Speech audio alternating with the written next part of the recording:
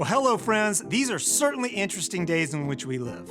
The economy is suffering, the coronavirus is spreading, the classroom is transitioning, the definition of marriage is evolving, our country is separating, and the church in the midst of this is asking questions. How best are we to respond? The good news is God has given us three institutions for His glory and our good. The first is family, the second government, and the third is the church. The first of these is family. The origin of the family is found in Genesis chapter 2, verse 24, which says, "Therefore a man shall leave his father and mother, cleave to his wife, and the two shall become one flesh." And the purpose of the family is to provide.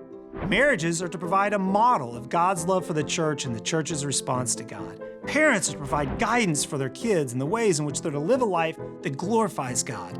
And families are to provide for the basic resources of one another, food, clothing, and shelter.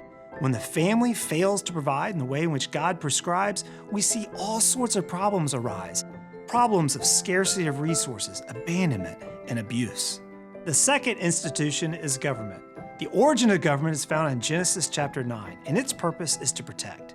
Protect its people from internal and external threats, to protect the economy, to protect the common good of all people, to protect religious liberty.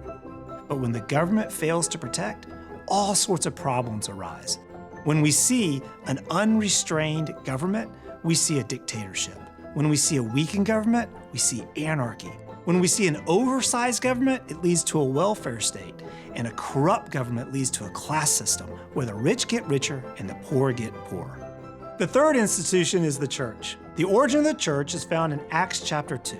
And the purpose is to proclaim the way of salvation, to proclaim the truth of God, and to proclaim the love of God through action.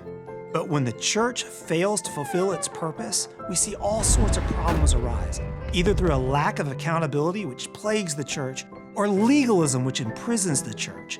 But the love of God is to mark the church. Now we see how important it is for the family, the government, and the church to fulfill their roles. When one fails to fulfill its responsibilities, the other two suffer. So how are you doing in fulfilling God's design for all three institutions? Are you providing for your family?